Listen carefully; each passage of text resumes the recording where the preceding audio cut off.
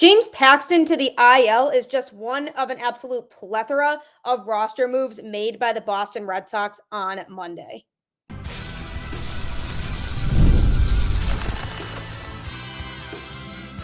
You are Locked On Red Sox, your daily Boston Red Sox podcast. Part of the Locked On Podcast Network, your team every day. Hello and welcome to Locked On Red Sox, your daily Boston Red Sox podcast, part of the Locked On Podcast Network, your team every day. I'm your host, Gabby, former ESPN social media associate and current host of the Boston Balling podcast as well. And I am here to bring you the latest in all things Boston Red Sox, Monday through Friday, straight to your favorite podcast feed. And the best part is it is all free. So you might as well check it out today because Locked On is your team every single day. Today's episode is brought to you by FanDuel. Make every moment more. As playoffs wind down, the sports stop sporting like we want them to. But this summer, FanDuel is hooking up all customers with a boost or a bonus daily. That's right, there's something for everyone every day, all summer long. Visit FanDuel.com to get started. Happy Tuesday. Welcome to another episode of Locked On Red Sox. Lots of action surrounding this team on Monday. Tons of roster moves that were made, as I kind of alluded to on Sunday when I discussed James Paxton going down with a calf strain and what that would mean for this team. So he was placed on the injured list with that calf strain. Definitely a blow to this Red Sox team, especially a team that does not have many days off coming up, and guys are going to have to start to get some rest. They are going to have to bring in guys to pitch who can eat innings, and that's the biggest thing about losing James Paxton right now is that it's just such a blow to a Red Sox pitching rotation that as of late has been struggling to pitch deeper into games. So I'm hoping that he's able to return at some point this season, but I did have a feeling that his MRI results were going to come back and lead to him being placed on the injured list. So he was sent there, and the Red Sox are just going to have to step up. This just puts a lot more pressure on the starting pitching staff as a whole and the guys who are in this rotation to be able to eat innings so that the bullpen isn't burdened with having to pitch as many consecutive innings on a regular basis. Brayan Bello is back now. That is another one of the roster moves that the Red Sox made, was they reinstated Brayan Bello from the paternity leave list. So I did talk about a little bit on yesterday's show how he would be back in a few days since going on that list.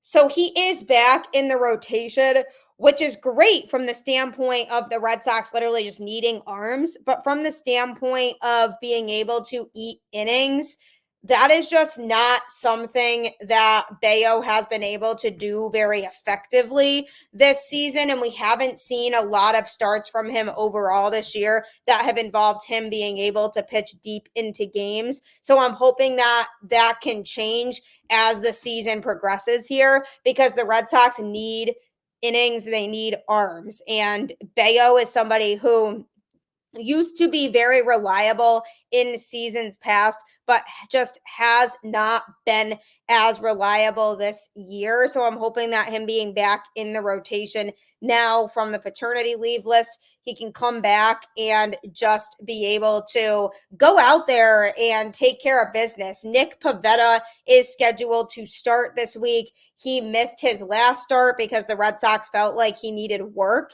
And while it's great to give pitchers extra time to work on things, at the same time, with the situation they are in right now and being pressed for starting pitching, they need every starting pitcher that they have to be out there pitching every fifth day, because the Red Sox can't really afford to be resting guys. Unfortunately, I'm hoping missing a start for Pivetta for him to work on some mechanical things works wonders for him, and that he's able to come back and be able to contribute in the way that we have seen from him in the past and we know that he's capable of. So we need Pivetta to be back out there, back on point, back pitching deeper into these contests. And Tanner Houck is somebody who we were hoping we could see a lot of that from this year. And in the first half of the season, we saw a Cy Young version of Tanner Houck, one who was absolutely lights out, was taking care of business game after game. And even in starts where he didn't pitch as deep, he was still producing a quality start. Now, since the All-Star break, he has been struggling, coming off of a decent start his last time out, in which he was motoring through but only pitched 82 pitches and then was pulled. So hopefully the Red Sox can manage his workload down the stretch while still allowing him to contribute in a big way, because they're going to need that from him. And with the uncertainties surrounding how long James Paxton is actually going to be out for, it's better to know that we have starting pitchers who are going to be able to step up and do their job. Cutter Crawford as well. I mean, we've seen struggles from him coming out of the All-Star break, particularly with giving up lots of home runs. We need him to get back on track and figure out how to limit the long ball against him.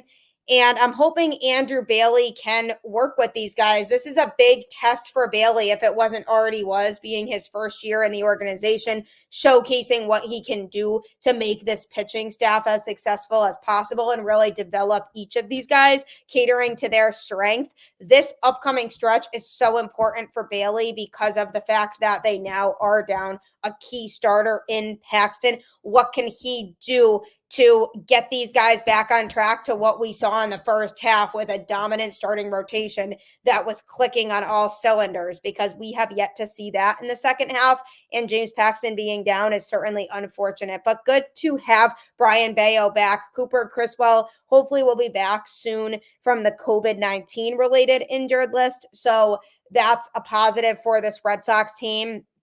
But they need this pitching staff to be absolutely clicking. Another move that they made roster-wise is they did issue an unpaid 2-game suspension to outfielder Jarren Duran that applied to last night's game and tonight's game against the Texas Rangers. So because he will not be paid for those games, the Red Sox decided that they are going to donate that money to PFLAG, which was formerly called Parents, Families, and Friends of Lesbians and Gays. He did shout a slur at a fan during Sunday's game, so he is sidelined for another game. So that was another active roster move that the Red Sox did make. So they were pretty busy in terms of the active roster on Monday. They did make some other moves that we are going to be discussing throughout the rest of this show, but having Brayan Bello back will be good from an innings standpoint. Hopefully, James Paxton certainly a blow. Hopefully, bringing back Cooper Criswell, he might have to pitch out of the rotation again, because the whole idea of the Red Sox acquiring James Paxton was that it allowed for somebody like Cooper Criswell to go into the bullpen and give the Red Sox innings that way and be a 2 to 3 inning type of guy that they utilize in the pen. But now that James Paxton is on the injured list, it makes me wonder about Cooper Criswell's status and if the Red Sox would consider bringing him back into the rotation, because of the fact that they desperately need somebody else in the rotation now with Paxton on the IL that they know can give them a few innings. But I feel like Criswell is a better fit out of the pen, so it'll be interesting when he comes back from the COVID list where they place him. But coming up, the Red Sox did call up a couple unfamiliar faces to join the team, so I am going to be going over those moves and what they could bring to this Red Sox team.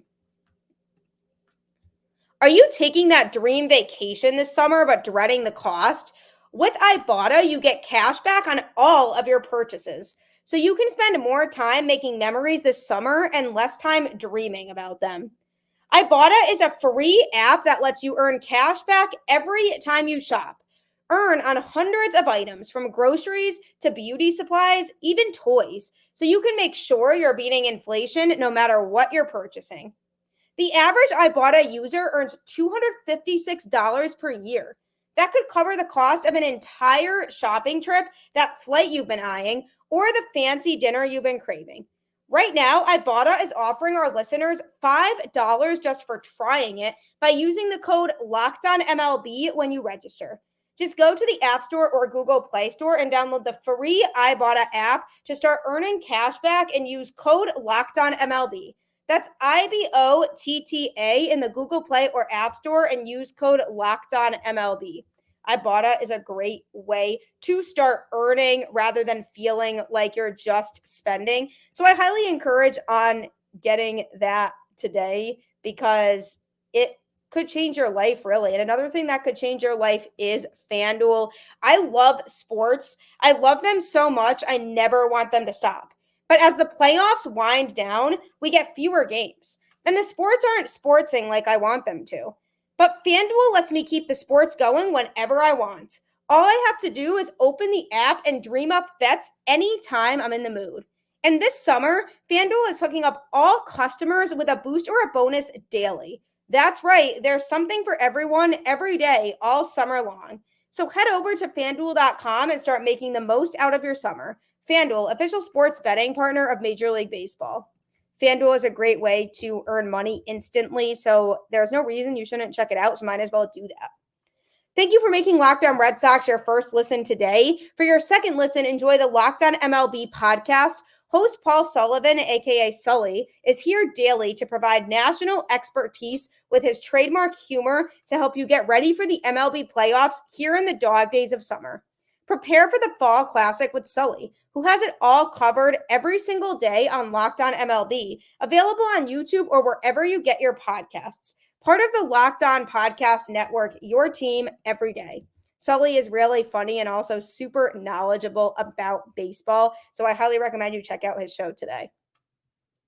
The Boston Red Sox were very busy when it came to making roster moves on Monday. They are in a huge stretch of the season right now. Lots of games in lots of days with very little rest mixed in there, which is why Rafael Devers got a break on Sunday, because Alex Cora needs to start resting guys if he's going to have them be a team that wins a lot of games down the stretch in order to compete for a playoff spot. So this stretch is so crucial. They are playing some very tough opponents, and they are going to have to work if they want to win games. And they are bringing some reinforcements in to help them hopefully pull together some victories. Brayan Bello is back from the paternity leave list.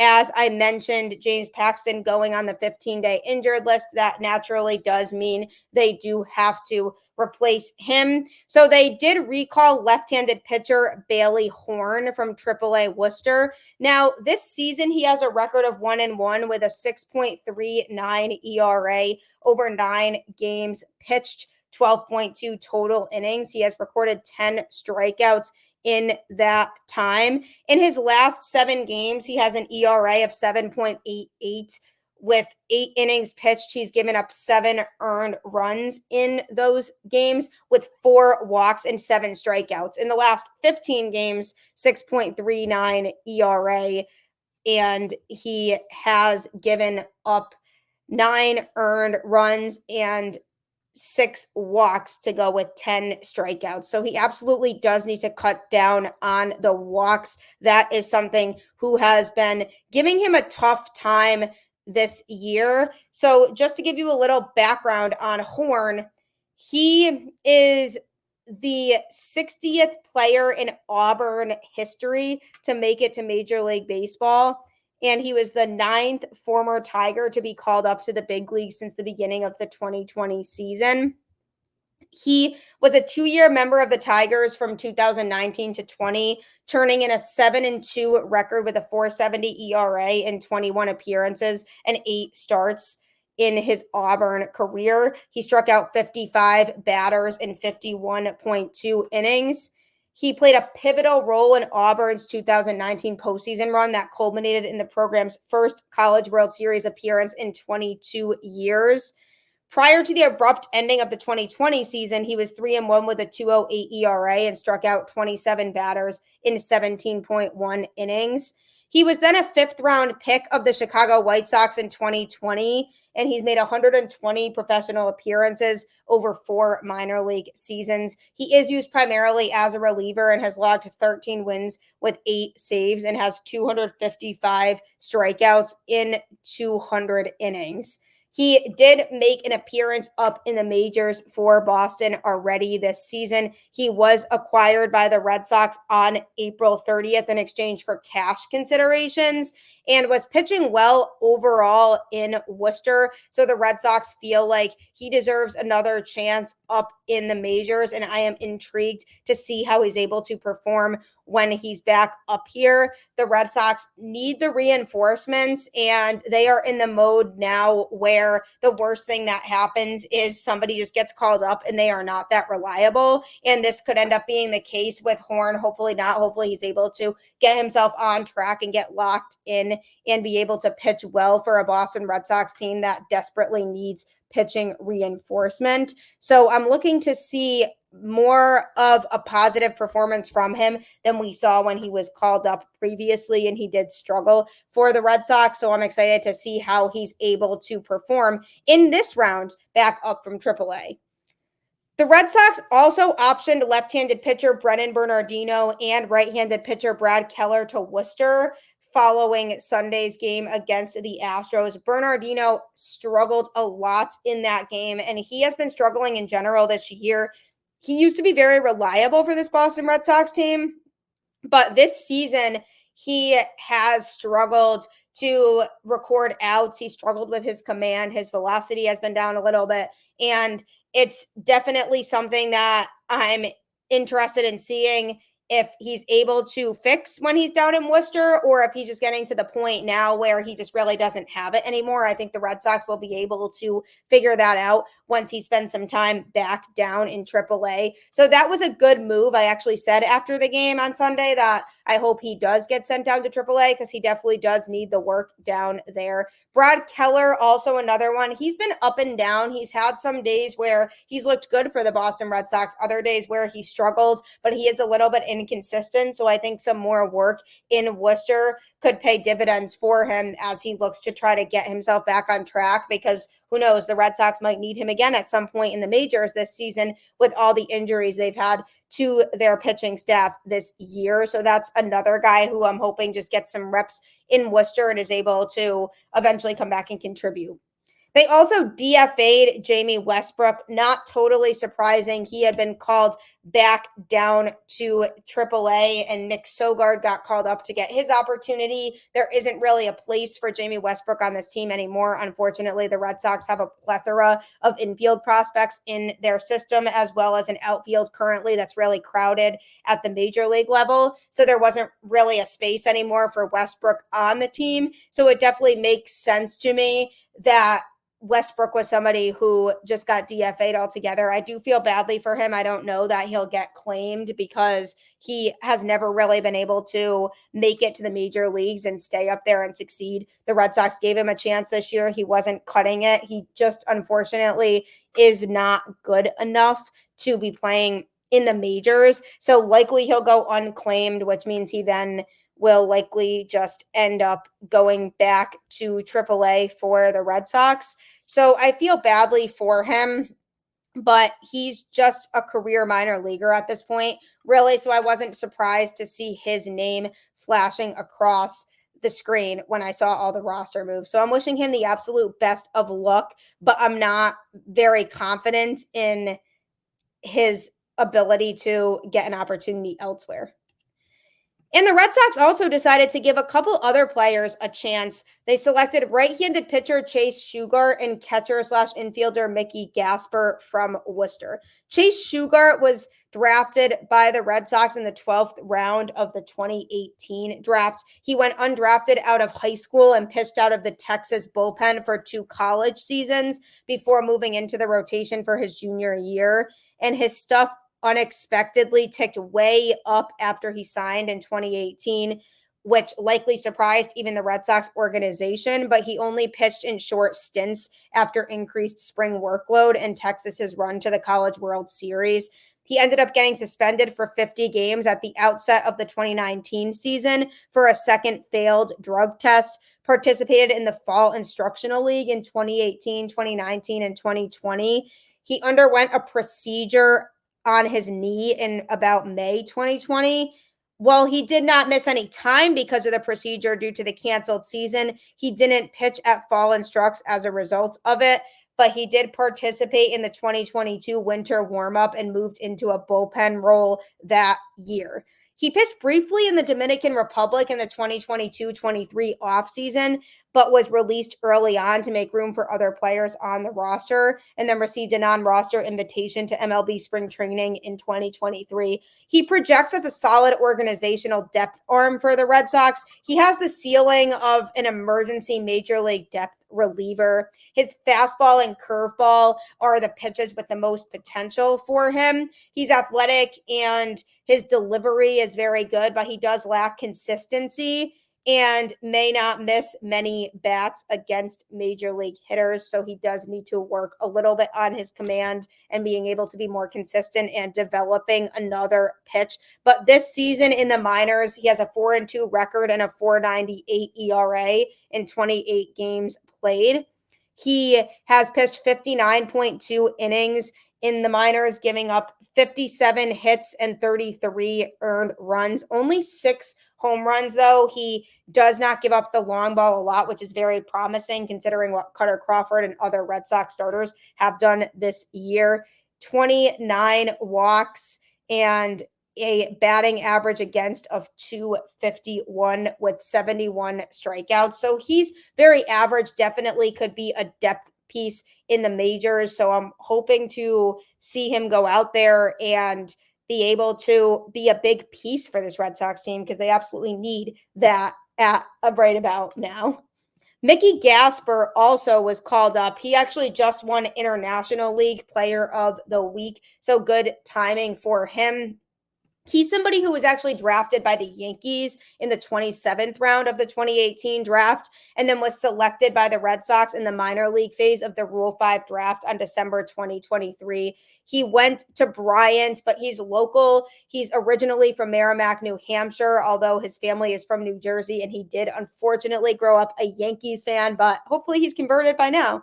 He attended Bryant University at the same time as Red Sox scout Dante Riccardi. He spent 6 seasons in the Yankee system prior to the Red Sox selecting him in that Rule 5 draft. He's a solid organizational catcher with enough skills to also serve as an emergency major league depth. He has a ceiling of a major league reserve catcher. He does lack a carrying tool, but he's solid across the board and gets the most out of his skills. He's a very hard worker and is well liked in the clubhouse. He just plays really hard with a love for the game, and that's something that's going to get him far. Below average speed, but he does have strong instincts, and his swing is more designed for gap-to-gap contact than over-the-fence power. That's always the type of hitter you need, somebody who's versatile and can string together base hits because manufacturing runs is a big part of the game. But he's an interesting player who has gone off this year. He's been on an absolute tear. 84 games between AA and AAA this year with a 341 average, 458 on base percentage, and 559 slugging. He's hit 12 home runs and 25 doubles this year. So he's definitely intriguing. He's somebody who will likely just end up being used as a backup who could catch or maybe even play a little bit in the field, but he's likely just a backup to be used in spots where other guys are either resting or need to have an off day or unfortunately are injured and he needs to fill in. So we might not see a ton of time from him, but he has been called up as a safety net. So what do all of these roster moves mean? That's coming up next. Get supplies from the site that's made for the skilled trades, SupplyHouse.com. SupplyHouse.com is the reliable way to order plumbing, HVAC, and electrical products online. Their easy-to-use website is packed with helpful resources and the latest product info to help you get the job done right. Shop a complete inventory of over 200,000 parts from over 400 top brands and get your order delivered right to your door with fast shipping from coast to coast. Need help with an order? Get expert support and industry-leading service from the friendliest folks in the business and talk to a real person every time. Pros in the skilled trades can get a competitive edge by joining SupplyHouse.com's free Trademaster program. Every Trademaster gets access to a dedicated phone line, free shipping, and discounts on every order. Join the thousands of trade pros already benefiting from their free membership at SupplyHouse.com/T-M and order plumbing, HVAC, and electrical supplies from anywhere with just a few clicks at SupplyHouse.com. Never a bad thing to have extra electrical supplies, so check out SupplyHouse today. The Boston Red Sox made a huge variety of roster moves on Monday, a boatload of moves between optioning people to AAA that have been on the major league roster, bringing back Brayan Bello, calling up a couple guys from Worcester that haven't gotten their shot in the majors yet with this team, but we're about to see what they can do. Issuing an unpaid 2-game suspension to Jarren Duran, placing left-handed pitcher James Paxton on the 15-day injured list with a right calf strain, and DFAing Jamie Westbrook. So lots of things that the Red Sox did, but what effect does this all have on the team? There is a huge benefit to calling up players who haven't gotten major league exposure with the Red Sox yet, and that is that opposing hitters, if they are a pitcher, haven't seen them yet. So, for example, somebody like Chase Shugart, other hitters on other teams don't really know what to expect from him on the mound. Whereas somebody like Mickey Gasper, a catcher who hasn't stepped up to the plate in a Red Sox uniform at the major league level yet, opposing pitchers might not know what to throw to him because they haven't seen him yet. So that is a plus side to bringing in fresh faces, guys who have worked really hard in the minor league system to earn their spot on this team and are now finally getting their chance. And it could also spark an energy in the clubhouse because a lot of guys who are getting their opportunity for the first time are going to go all out and work hard and show and prove that they deserve to be here and that they deserve a spot on this Red Sox team. So it'll definitely be fun to see those guys in this clubhouse because if they are in there giving over 100%, it could spark other guys who are already here to perform at that same energy level. So a mix-up is good sometimes because it could be a great way to get these guys acclimated to being in the majors, for us to see what they can do and the Red Sox to see what they can do, to see if they could eventually be longer-term contributors for this team. Having Brayan Bello back is going to work wonders just from the standpoint of having an arm that can eat innings out of the rotation. And the other thing, too, is that they are working on just finding the right combination of guys for every aspect of this roster, from the offense to the rotation to the bullpen, and bringing up a guy like Bailey Horn, who has redemption season in line here in his mind, hopefully could be somebody who could be reliable for the Red Sox when they do end up giving him the opportunities to be able to perform and pitch more regularly. And he's somebody who could end up being a better fit in this bullpen than somebody who had been struggling previously for this Red Sox team. So there's going to be lots of unknowns with all of these roster moves in terms of how are these guys going to pan out? Are they going to make this team better or worse? But they quite literally are backed into a wall right now. And when you're backed into a wall, you have to make moves that make sense and fill holes that are needed at the time. And with the Red Sox in a place right now where they are focused on making a playoff run, it's really crucial for them that they make the right moves that need to be done. And they don't really have time and can't afford to be picky about the players that they send up to the majors and the players that they send back down to AAA. It's basically based on who's available, who feels like they have the chance to be able to go out there and take care of business. Guys they've liked down at the AAA level that could come and give a little bit more of a spark. And especially with the Red Sox and where they're at right now and how they've struggled since the All-Star break, having a shakeup could end up being more beneficial than less. And sending guys down to AAA like Brennan Bernardino, that could be a move that ends up working out really well for the Red Sox because he might just need some time down in AAA and could come back and be lights out again, like we saw from him last year. You don't really know fully what's going to happen, but what we can hope is that the Red Sox are able to tread water with these guys that do get called up and this shakeup in the roster to the point where they start to get healthier and we can feel more confident and they don't feel like they're just filling loose ends with these guys who may be a little bit more unproven. Having Tristan Casas eventually coming back is going to be huge for the lineup. Having Liam Hendriks come back will be a bullpen piece, and somebody will likely then get sent down or get DFA'd. There's a lot of different things that still have to happen with this team right now, but overall having guys who can come in and fill in some of the gaps could help the team, and I wouldn't write them off just yet. Is it scary? For sure. You definitely like having the proven guys out there, the guys who you know are going to be able to contribute and give your team what you need from them.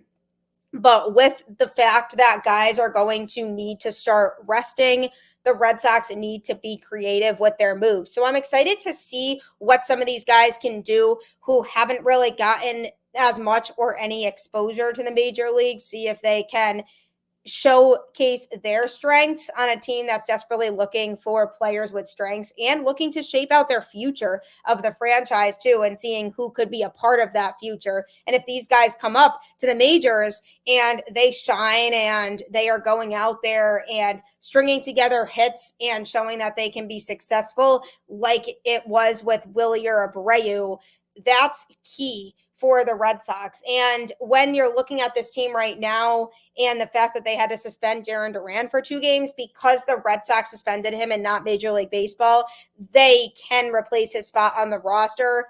Had MLB suspended him, that would not be the case. So the Red Sox are able to do that. So lots of moves that they did make, but we were warned about it ahead of time. We just have to hope that it doesn't just become one big cluster and just a bunch of random players trying to string together some valuable at-bats or valuable outings on the mound, and that everything somehow comes together. But I trust Alex Cora to come up with a plan on best how to utilize these guys. So you just have to continue to keep the faith. Go Red Sox, and I will catch you on the flip side.